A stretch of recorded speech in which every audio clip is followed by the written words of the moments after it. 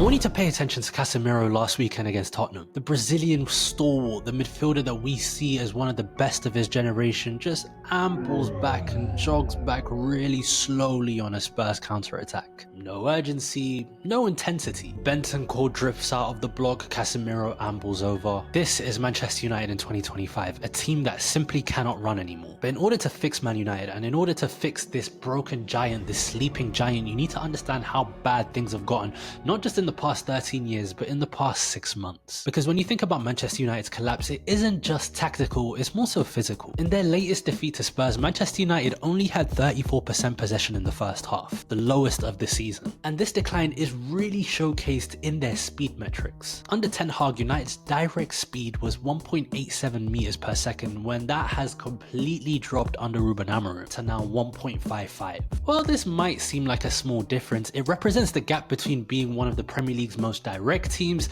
and one of the most slowest teams in the league. And if you go even further when you look into the stats, their high intensity sprints are ranked the lowest in the league, and last weekend they covered the lowest amount of distance among any other Premier League team. And to go one step further, if you look at Manchester United's last 38 games in the Premier League, they've accumulated just 45 points. Relegation form by some standards. Physically, they cannot sustain a high energy system, they cannot sustain the system under Ruben Amorim. So if we look deeper, why is this physical system, why is this pressing structure so broken? For example, when you look at Manchester United, their pressing system is really flawed. When the opposition builds up in a 3-2-5, their front two is often left isolated, and that creates a 2v2 situation in the midfield, and when you have that, it's all open and it's all exposed for the opposition team to run at the defense. The wide centre backs are forced to step out, and when you have the likes of Harry Maguire and Matthijs de Ligt, that's not really their strengths, and they're not comfortable going out wide to defend the channels. And that just leads to easily exploitable gaps. The front three, they don't press high enough, they don't apply too much pressure to the ball.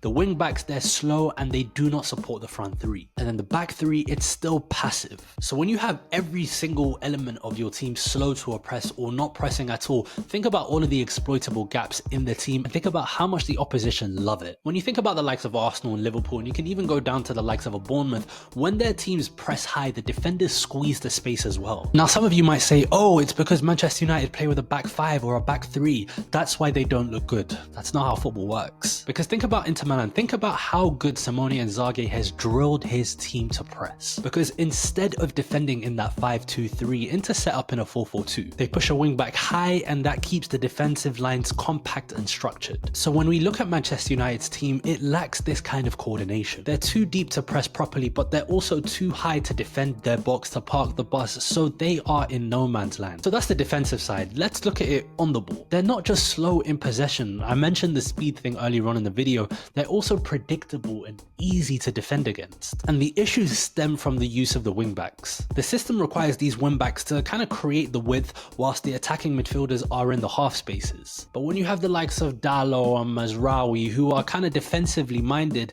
it really lacks that final third penetration and threat that Sporting had under Ruben Amorim. We can say the only person and the only player who looked somewhat semi-decent playing as a wing-back under Ruben Amorim was Amad Diallo, but unfortunately, he's out for the rest of the season. The wing-backs don't overlap consistently, and it leaves the likes of Xerxes and Garnacho isolated. Bruno is playing too deep, and when you have Rasmus Højlund consistently making these runs, they don't have the midfield quality to find and penetrate the defense, finding Rasmus Højlund. And the best team I can compare this to is Liverpool. Yes, they're top of the league. Yes, they're a million miles away from Manchester United in terms of form and structure.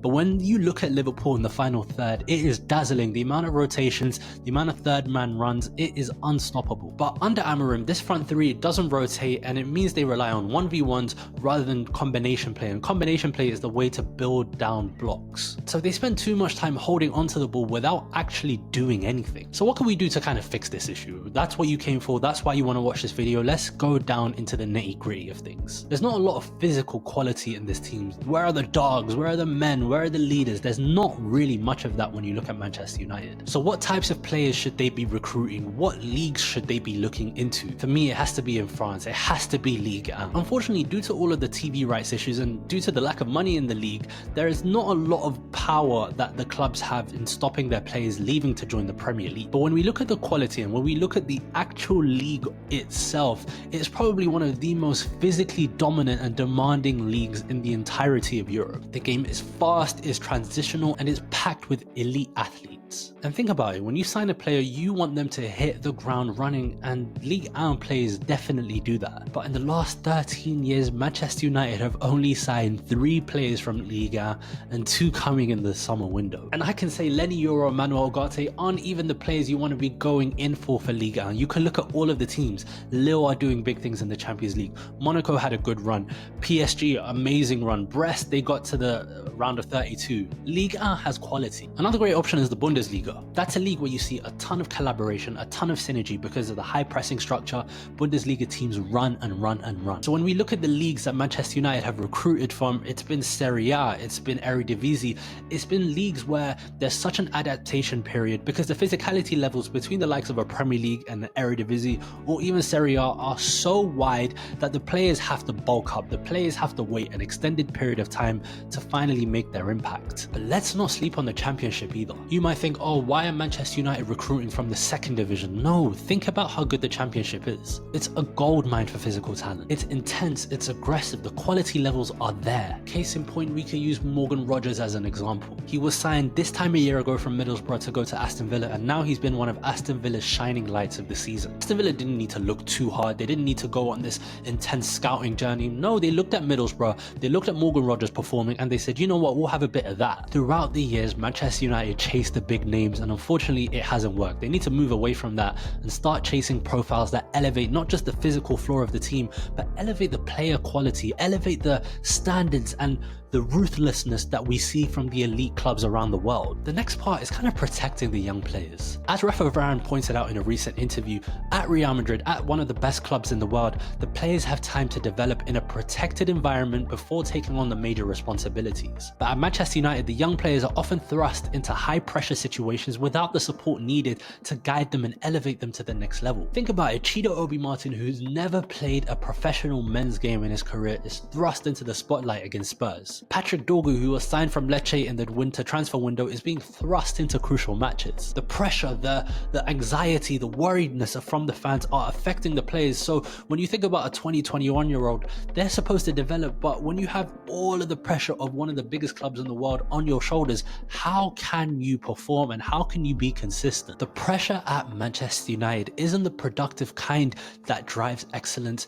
It's an anxious, burdensome pressure that can really stifle the development, and it's why Manchester United haven't had too many players from Carrington shine in the first team yet. Kobbie Mainoo, people are still talking about him. Is he at the level? Is he at the required level? He should be just developing at his own pace, but because of the situation at Manchester United, things are supposed to come much faster for him, and this season he's had a blip, which all young players are entitled to do. Not to mention the infrastructure problems, the outdated equipment, the facilities, the inconsistent approaches between the managers. Things need to improve, not just at a player level, but at an institutional level as well at Manchester United. Even at the top of the Manchester United structure, things are just increasingly inefficient and complex. They sign Dan Ashworth, he has to go. Omar Barada comes, Ineos comes. There's too much change, there's too much instability at the club right now. A new sporting director has to come in, a new boss has to come in, and for me, Ineos aren't even doing the greatest job either so far. So that's how you fix Manchester United. You have to look at it at a player level, a club level, at an institutional level as well. Now, am I saying Manchester United should become Brighton and scout South America, throw a bunch of money at the young players and hoping that 2 or 3 of them perform so they can sell them on for big money? No, because that's unrealistic. But they should take elements of that. They should take elements from all of the big clubs so that they can define their strategy and to define the Manchester United way to succeed, not just today, but in 10 years' time as well. Because right now they're falling behind. Manchester United should not be in the bottom half of the table. They should not be 14th or 15th in the Premier League. So if they don't fix the training, the tactical setup, their recruitment, they still will be left behind. And it probably won't be another 5 years till we say, oh, Manchester United are a really good team. Because at the moment, no disrespect to Crystal Palace, but they can't even keep up with them. Solution is clear. The only question is, do Manchester United have the courage to implement it? We will see.